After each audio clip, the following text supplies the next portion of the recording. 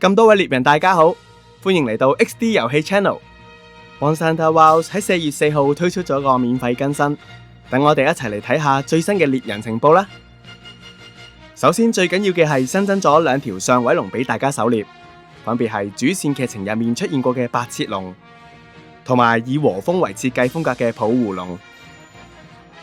只要你到達咗 HR21 之後，而且完成咗卡利亞嘅第一個釣魚任務，並且觸發咗普胡龍嘅初見之後，去揾阿爾瑪就可以接到普胡龍嘅相關使命㗎啦。普胡龍初登場係緋紅森林，而普胡龍嘅難度唔算太高，基本上行動模式同以前一樣，會發出3種唔同嘅泡泡。獵人掂到泡泡，除咗會陷入泡沫狀態之外，仲有其他唔同嘅效果。綠色就係回血，紅色就係增加攻擊力，普通泡泡就會受傷。但係 Wilds 嘅普胡龍同以前嘅普胡龍有少少分別。今集嘅普胡龍發嬲期間會混雜鬼火泡，呢個鬼火泡係類似以前天眼普胡龍同埋首領普胡龍嘅效果。獵人掂到之後就會爆炸，受到更加大嘅傷害，所以大家狩獵嗰陣真係要小心啊！講咗咁耐，咁普胡龍裝又有咩效果呢？今集普胡龍嘅武器多咗一招新嘅技能魚濕刀紋，效果係比水沾濕或者泡沫狀態嗰陣會增加會心率。如果觸發到效果係可以直接加 30% 會心率，效果相當強力。相信呢把新嘅武器可以令大家有更多嘅砌裝思路同埋方向。而普胡龍套裝技能就係泡沫之舞，效果就係獵人會陷入泡沫狀態大，同時喺泡沫狀態下會提升回避能力，而且獵人可以用回避自行進入泡沫狀態小。呢個套裝技能可以觸發到魚濕刀紋，可以完美配合普胡龍武器嘅技能。我哋再睇下普胡龍裝有咩技能呢？頭盔適應水域 Level 2， 回避距離上升 Level 1。鎧甲連擊 Level 2， 體術 Level 1。腕甲回避性能 Level 2， 回避距離上升 Level 2。腰甲體術 Level 2， 連擊 Level 1。護腿連擊 Level 2， 無傷 Level 1。簡單概括，普胡龍裝備係以連擊屬性攻擊為核心，所以推薦連擊較多嘅武器使用，例如雙刀或者粗蟲棍。所以我哋可以留意到普胡龍裝有好多技能都係相當雞肋，大部分都係同攻擊力或者會心率無關。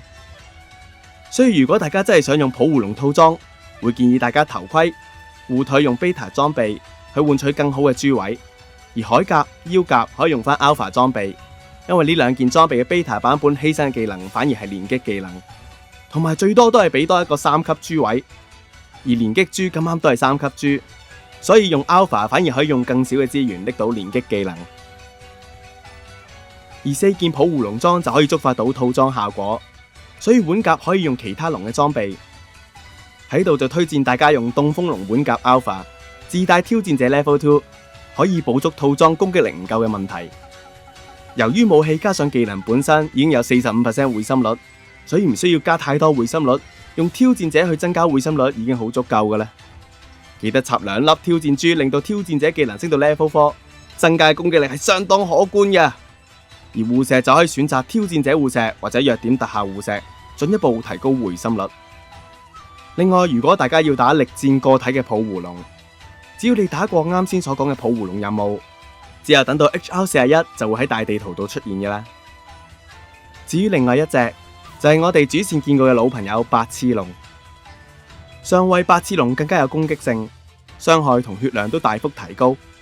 獵人要更加活用地形，令到白刺龍倒地，同時要用屬性彈去提前觸發龍羽結晶爆炸，避免結晶俾白刺龍觸發而造成超大範圍嘅傷害。而白刺龍嘅裝備都相當有特色，係以食傷回血反攻為主嘅技能。中意企前排幫隊友彈傷害嘅人，可以考慮下用白刺龍嘅裝備嘅。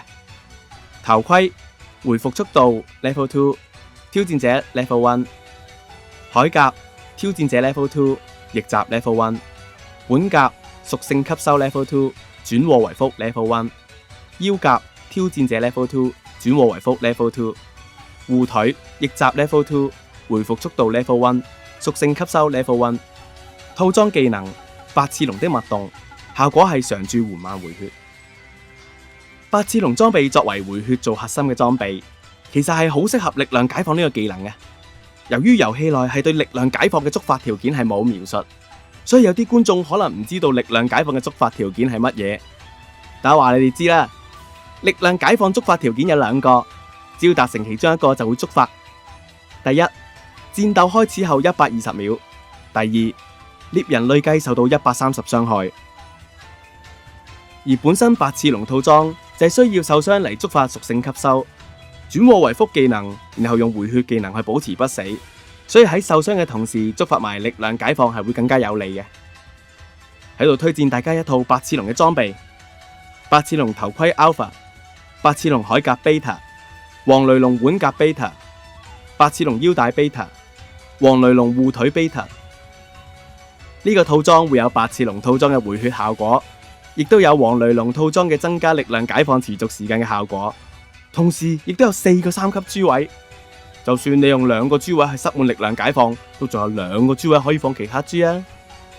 力量解放 Level 5有 50% 會心率，加上挑戰者 Level 5 15% 嘅會心率，已經有 65% 嘅會心率啦。如果另外2個豬位都放弱點特效，再加上弱點特效護石，會心率係可以去到 85% 噶。另外最好放翻精靈交互或者防禦珠，增加容錯率，以免回唔切血，咁樣貓車就唔抵噶啦。好啦，點解武器咁遲都唔講呢？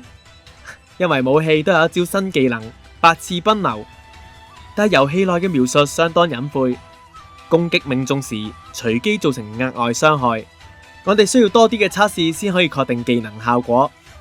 嚟緊我哋都會出條新片去測試呢招技能嘅實際效果，有興趣就留意我哋嘅新片啊！另外喺通關咗上位八次龍嘅主線並得到 HR50 之後，八次龍就會同凍風龍一樣以環境特殊 boss 咁出現喺龍都遺跡嘅地圖上面，大家遭遇到之後就記得任務化佢嚟拆喐啦。除咗2條新龍之外，今次仲更新咗大集會所，只要你去蘇家交匯之峰揾鐵山傾偈，佢就會批准你入大集會所。咁大集會所有咩咁特別呢？